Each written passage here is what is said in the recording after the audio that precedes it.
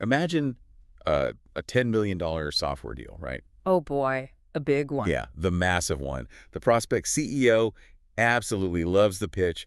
The budget is approved. I mean, the sales reps are literally already calculating their commissions. Oh, well, they always do. Right. And then on a random Friday afternoon, the entire deal just dies instantly. Yep, happens all the time. And it doesn't die because the software is bad or anything. It dies because no one in the room knows how to accurately answer this massive 500-page IT security questionnaire from the procurement department. The dreaded security review. It's brutal. Exactly. So today we're focusing on the invisible team that drops in to save those exact deals, and honestly, kind of the entire tech economy. Yeah, it's easily one of the most misunderstood functions in the entire corporate landscape, but, it is often the single biggest differentiator between a tech company that dominates its market and one that consistently struggles to close enterprise deals. And that is exactly why we are so excited about the mission for today's deep dive. We're talking directly to you, the listener, right now, as you design your brand new Tech MBA course on the IT pre-sales function. Right, because you want a syllabus that's like highly engaging, packed with actual case studies, and, well, infused with just enough humor to keep your MBA students awake on day one. Yeah, day one is critical. So we've pulled together this massive stack of coursework, blueprints, industry guides, and deal metrics to basically help you build your masterclass. We're going to extract all the core definitions, the reality of the daily trenches, the strategic value, and some very specific IT case studies that you can take straight into your classroom. So to pick off your very first lecture, you need a rock-solid definition of what pre-sales actually is. Right. And it's kind of exactly what it sounds like. It's everything that has to go right before the ink dries on the contract. Right. In the IT and software industry, pre-sales is basically the process of aligning a company's technical capabilities with a prospective customer's really complex business requirements.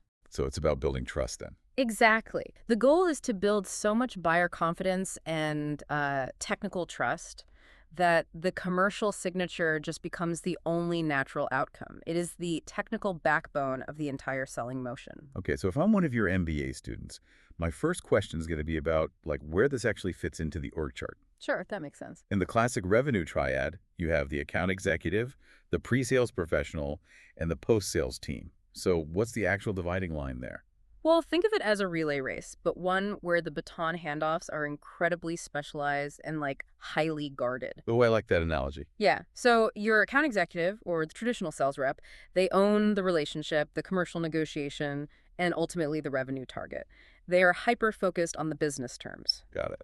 Then pre-sales owns the technical fit, the solution validation, and the buyer's confidence before the signature. And then post-sales takes over. Right. Then post-sales, which is usually your customer success or implementation team, they own actually delivering on the promise after the signature happens. Okay, let's unpack that dynamic a bit between the account executive and pre-sales. Because honestly, it sounds almost like a real estate agent and a structural engineer. Oh, that is a great way to put it. Right. Like the agent is out there promising the buyer a swimming pool on the roof and a helipad, and the structural engineer is in the back having a massive panic attack about load-bearing walls. I mean, isn't there an inherent conflict there? You've literally just described what the industry affectionately calls the Cold War of the tech world. The Cold War. Wow. Yeah, it's the classic cats and dogs scenario between sales and engineering. Because, as salespeople are highly incentivized to close the deal right now, so they might be tempted to overpromise or sell vaporware. Vaporware being the features that don't quite exist yet. Exactly, just to get the contract signed. Yeah. But engineers, conversely, they absolutely despise unrealistic deadlines, and they hate accumulating technical debt just because a salesperson made some wild promise to a C-level executive on a golf course. So the pre-sales person is stuck in the middle trying to keep the peace. Pretty much. The source material had this brilliant metaphor for this that you just have to use in your class.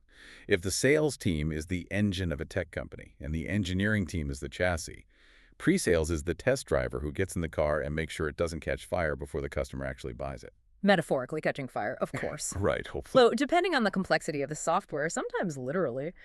But yeah, to survive in that middle ground, to be that mechanical clutch between a high-revving sales engine and a highly structured engineering chassis, a pre-sales professional needs a very rare deal fluency. What does that dual fluency look like in practice? Well, they need enough charismatic, business-savvy charm to sit in a boardroom and speak to C-level executives about ROI, but they also need enough raw, technical street cred to sit down with the prospect's lead IT architect and talk comfortably about, like, data latency and server architecture. Which brings up a great question for Module 2 of your syllabus. Hmm, What are these dual fluent test drivers actually doing all day? good question. According to the sources, the day-to-day trenches really boil down to three main pillars, right? Mm. Solution architecting, technical demonstrations, and responding to RFPs. Yeah, let's look at solution architecting first. This isn't just drawing neat little boxes on a whiteboard. Right, it's way messier than that. Much messier. It's taking a very complex, often chaotic set of customer constraints. We're talking legacy systems built in the 1990s, super tight budgets, strict security rules, and designing a tailored technical bridge using your product. So they have to make the puzzle pieces fit. Exactly. You have to prove exactly how the solution fits into their specific messy landscape without breaking anything else. And then they have to document that fit, which when you are designing this section for your students, you'll definitely need to warn them about the dreaded RFP, or request for proposal. Oh, the RFP, the bane of everyone's existence. The sources had such a hilarious way of describing this. An RFP is basically the pre-sales equivalent of a final exam, written by someone who has never actually taken the class, graded by an anonymous committee, and it's literally always due by Friday at 5 p.m. It's funny because it is so painfully true. I mean, in enterprise IT, an RFP can literally be a 500-page spreadsheet. 500 pages. That's insane. It is. It's an exhaustive document asking vendors to detail every single capability, pricing model, and security protocol. And the security questionnaires are where deals go to die. Like the SOC2 compliance stuff. Exactly. Yeah. We are talking hundreds of questions about SOC2 compliance, which basically proves you aren't going to accidentally leak all their sensitive data or GDPR data residency rules. And if they fail that, If the pre-sales engineer cannot meticulously and accurately answer these questions, the procurement department will just block the deal no matter how much the customer's CEO loves the software. wow. Okay, so if the RFP is the brutal written exam, the live demo has to be the practical, right? Yeah. I can only imagine the pressure of like a live cloud migration with the client's whole IT team just watching you. Oh, the demo is absolutely the crown jewel of the pre-sales role. It is the moment of truth. No pressure. Right. This is where the conference room goes completely silent and everyone just looks at the screen to see if the magic actually works. Careers are literally made or broken during live technical demonstrations. Because it's real life, not a slide deck. Exactly. Because it's one thing to say your software integrates with their legacy database in a slick PowerPoint slide. It is an entirely different thing to do it live in front of their most cynical engineers without the entire system crashing. But wait, if you just go in blind and start aggressively clicking through features on a screen, you're going to bomb. Yeah. Right. You're just like any other salesperson pitching a product. How do they actually know what to demo? Going in blind is the quickest way to lose an IT audience. Technical buyers are highly skeptical by nature. Oh, I'm sure. So to earn their trust, pre-sales relies on a critical preceding phase called discovery. This is a structured conversation designed to deeply understand the customer's world before a single solution is ever proposed or a demo is ever built. The sources outline a fantastic golden rule of discovery that you should definitely test your MBA students on. Oh, I love this rule. It's so good. In a discovery call, if you are talking more than 40% of the time, you are no longer discovering. You are pitching, Yeah. and you just need to stop, take a breath, and ask another question. Yeah, active listening is their greatest weapon. They use frameworks like SpaceIn, which, by the way, isn't about spinning a story. Right, it's an acronym. Right. It's about asking about the situation, the problem, the implication of that problem, and the need payoff. Or they use BANT plus BY, which focuses on budget, authority, need, and timeline. So they're playing detective. Basically, they aren't trying to sell features. They are trying to uncover the root cause of the prospect's pain. They want to know, why does this problem matter to your business right now? And honestly, more importantly, what happens if you do absolutely nothing? And once they uncover that pain, they often have to prove they can fix it through a PC or a proof of concept. Right. A PITE-C is a structured, time-boxed trial where the vendor deploys their technology in the customer's actual environment to prove that it works with their real data. So it's very hands-on. Very. It's highly technical and heavily scrutinized. I actually love the joke from the coursework that calls a PITE-C a first date, where both parties agree upfront exactly what success looks like and then sign binding legal paperwork about it. That is hilarious and probably so accurate. Yeah. Let's give the students a real-world case study here to ground this concept. Tech MBA case study number 1, Palantir. Oh, Palantir is a fascinating example because they operate on the absolute extreme end of the POSI spectrum. You really do. They don't just set up a quick sandbox environment for the customer to click around in for a few days. They utilize what they call forward-deployed engineers, which is essentially their version of an elite pre-sales force. Wait, I have to stop you there. Yeah. They literally embed these engineers at the customer site for weeks or sometimes even months at a time, right? Yes, months. They take the customer's highly sensitive data and build a fully working, customized solution before the customer has signed a contract or paid a single dime. Yep, that's exactly what they do. If I'm an MBA student looking at a P&L statement, how on earth does a company justify giving away months of free engineering? Yeah. I mean, isn't that just financial suicide? Well, it is a massive upfront investment, and it carries significant risk. But the mechanism behind it completely justifies the cost for them. Help. By providing that level of extreme technical validation with the client's actual data, the trust they build is practically unshakable. The buyer psychology shifts from, will this work, to, wow, we can't live without this. Oh, so they get hooked. Exactly. Their win rates on deals that enter this POC phase are astronomical, and it allows them to command average deal sizes in the tens of millions of dollars. The deeper the validation, the larger the eventual contract. That is wild. And if your MBA students ask you how this impacts the bottom line across the broader industry, the numbers from the sources are pretty staggering. They really are. Organizations that invest in strong pre-sales capabilities don't just win a little more.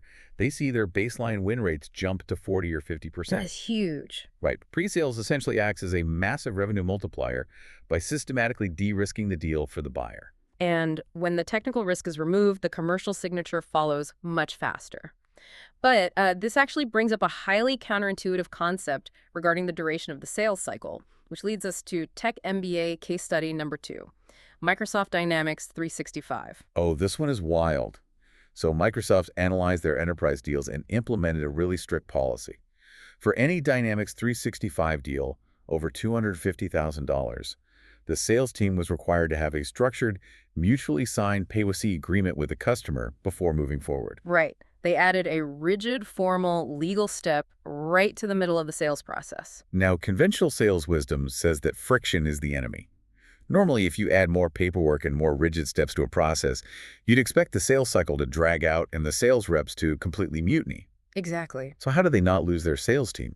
Adding a mandatory legal step for deals over $250,000 just sounds like a great way to kill your end-of-quarter pipeline. You would think so, but the exact opposite happened, and it's all because of buyer psychology. Okay, unpack that. Well, without defined success criteria, a free trial is basically just a free consulting engagement. The customer will constantly move the goalposts, asking to test, just one more feature or just one more integration because there is no boundary. Oh, so it just drags on forever. Right.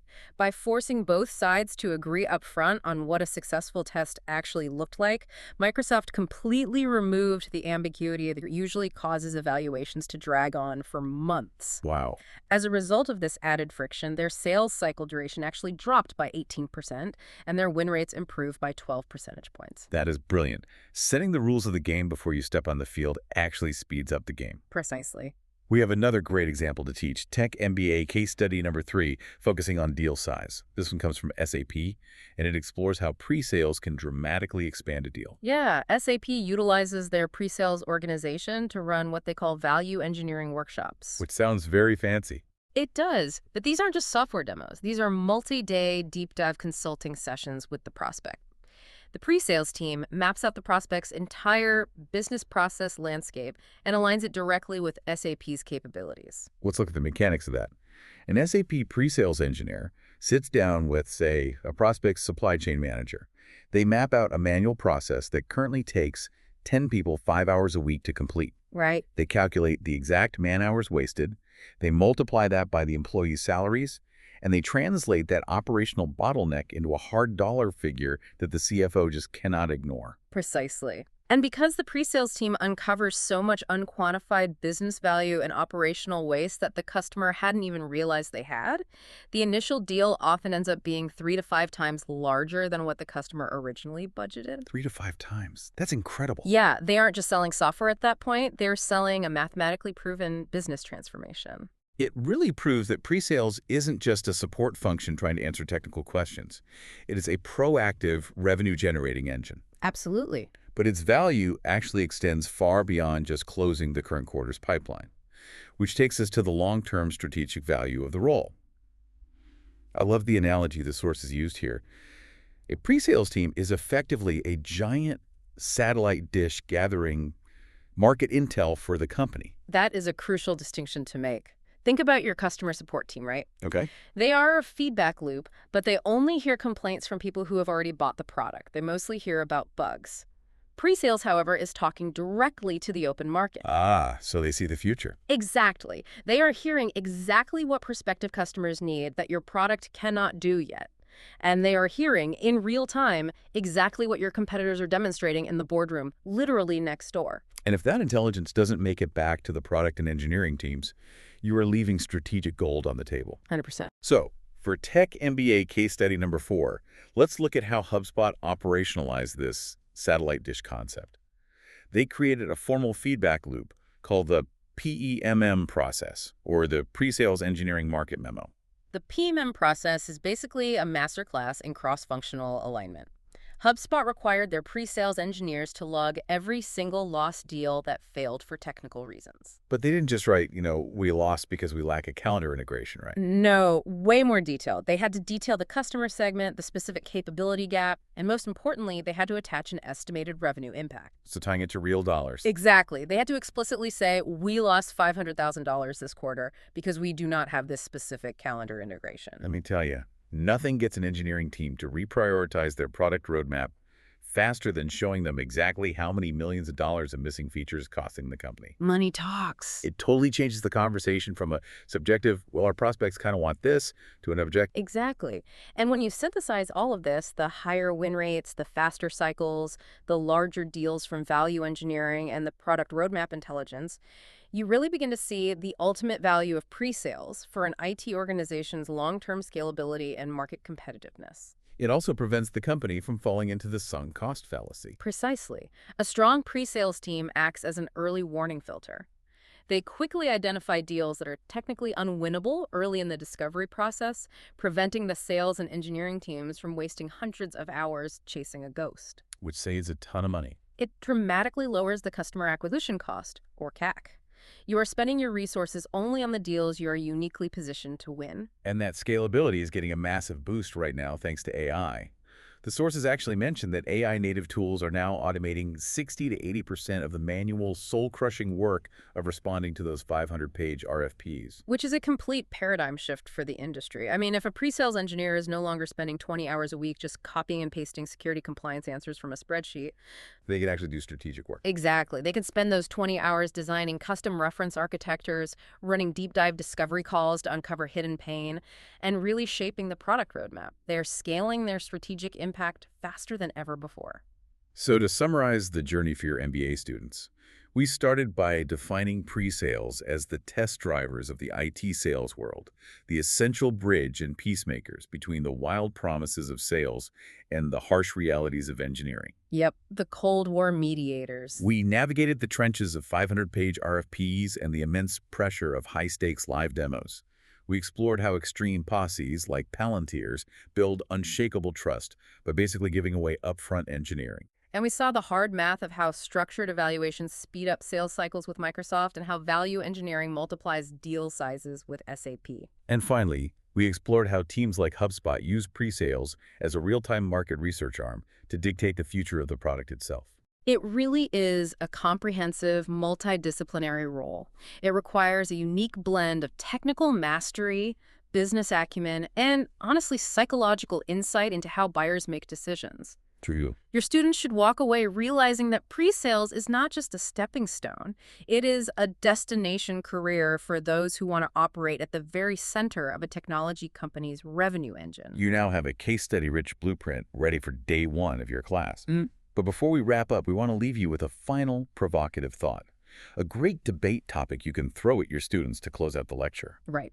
If we connect everything we've discussed to the rapid advancement of artificial intelligence, as AI increasingly automates the heavy technical lifting, like instantly answering complex security questionnaires, automatically generating solution architectures, and validating initial code integration. Will the future pre-sales professional actually need to be less of a technical wizard and more of an organizational psychologist?